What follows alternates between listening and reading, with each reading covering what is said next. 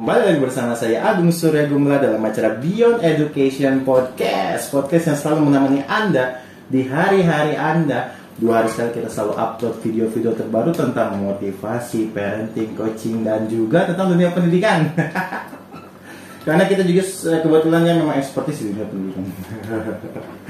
Oleh karena itu stay tune terus di Beyond Education Podcast, subscribe, like, dan share jika ini bermanfaat untuk masyarakat luas. Jadi silakan langsung saja. Kalau misalnya mau mendengarkan Spotify juga kita tersedia dengan kata kunci Beyond Education Podcast. Silakan langsung saja di searching di Spotify, gitu ya. Jadi langsung saja ya. Jangan malu-malu, silakan di ini apa? Bukan malu ya, banyak yang bertanya hak cipta. Silakan, kalau kita tidak ada hak cipta. Jadi kalau misalnya mau mengcopy atau misalnya menyampaikan ulang tentang materinya, tentang apa, ya silakan. Nah, di sini kita berniat untuk memang bersharing-sharing saja sih. Jadi tidak ada hak cipta. Silakan kalau mau dipakai judulnya, boleh untuk seminar. Terserah. Jadi banyak yang bertanya hak cipta, silakan langsung saja ya. Sudah izinkan untuk menyebarluaskan ilmu ini. Baik. Tanpa basa-basi lagi, hari ini kita akan berbicara tentang dunia pendidikan, edukasi, terutama di dunia desain dan juga di dunia animasi ya. Bersama dengan Trista. Selamat siang Trista. Selamat siang. Gimana kabarnya, sehat? Alhamdulillah sehat walafiat. Bisa aja dong Trista. Trista ini memang sudah bergelut di dunia animasi ya dari dulu ya. Iya. Jadi senang dengan dunia animasi gitu ya. Iya. Nah, kebetulan kalau misalnya dunia animasi itu kenapa sih bisa jadi favorit gitu sih? Kalau misalnya kenapa sih Trista suka dengan dunia animasi?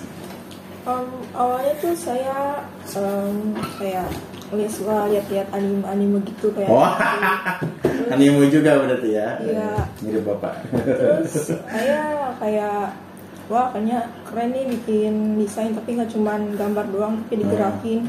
Iya. Ya udah saya coba-coba kayak otodidak lah. Iya gitu ya. Terus dan akhirnya bisa dikit-dikit walaupun dulu cuman kayak apa sih, masih patah-patah. Iya, emang animasi itu salah satu zaman sekarang itu semuanya sudah beranimasi ya. Iya. Karena kalau zaman dulu saya nih, ketika misalnya katakanlah zaman saya tahun 90-an anime sudah muncul, tapi memang beberapa pola seperti misalnya gambar digerakin itu kan memang dari zaman dulu belum ketemu teknologinya.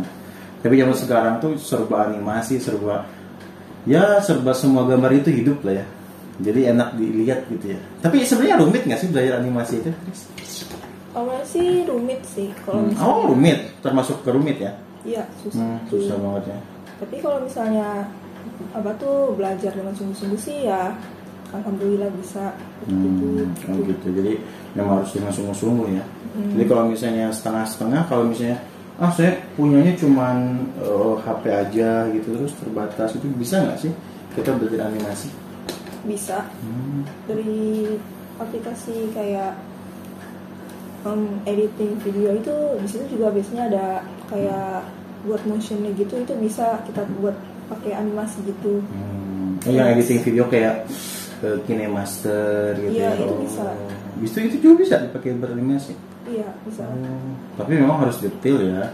Iya, harus detail. Kita harus misalnya benar-benar mengonsepkan gitu. Iya. Tapi kalau misalnya ada nggak sih tips agar kita tuh bisa cepat belajar untuk menjadi seorang animator atau mengedit animasi gitu? Tipsnya sih paling cuman perdalam aja tentang animasi, kayak cara gerakinnya, terus gimana cara biar bisa ini nyambung terus pindah ke yang lain gitu, kayak gerak-gerakannya itu sih yang paling diperhatikan kalau misalnya buat animasi gitu. Terus biasanya kalau misalnya buat animasi di kayak lewat komputer gitu, kita harus juga kayak merhatiin kayak skrip-skripnya gitu, itu sih yang paling ribet sih. Iya, skrip. Maksudnya skrip di sini gimana? Maksudnya skrip?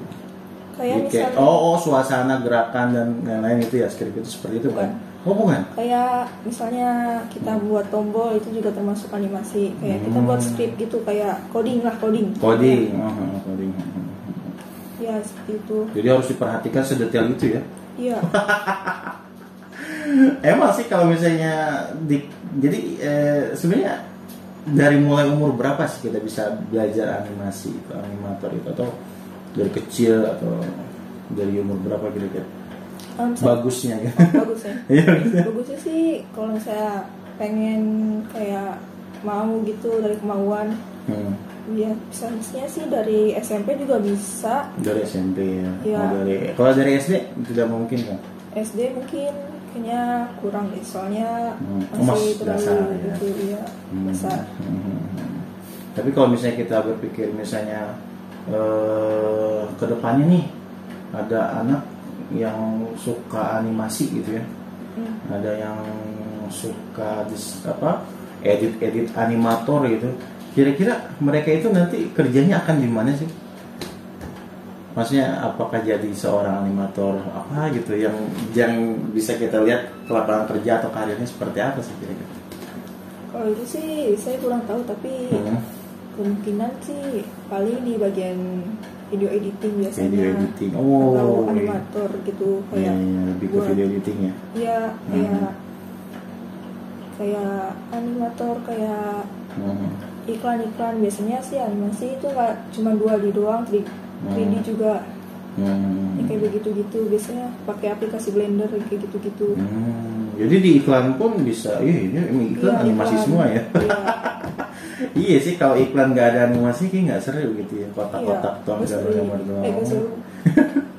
Jadi animasi ini bisa dikembangkan terus, bisa Kalau Trista dulu kursus atau gimana untuk mempelajari animasi ya? Saya enggak, itu awalnya cuma iseng-iseng doang. Wah, iseng-iseng doang. Jadi kayak iseng-iseng gitu ya? Iya. Terus gimana? Setelah iseng-iseng jadi iseng. Iseng-iseng waktu SMP deh. SMP kelas 7 itu pengen belajar animasi gitu. Juga ya udah belajar dari HP. Terus saya juga punya kemauan mau masuk sekolah yang jurusan yang berbau dengan animasi, desain kayak gitu-gitu. Ya udah saya memutuskan untuk masuk di situ. Di sekolah yang sekarang gitu ya. Animasi ya, animator juga. Iya, oke.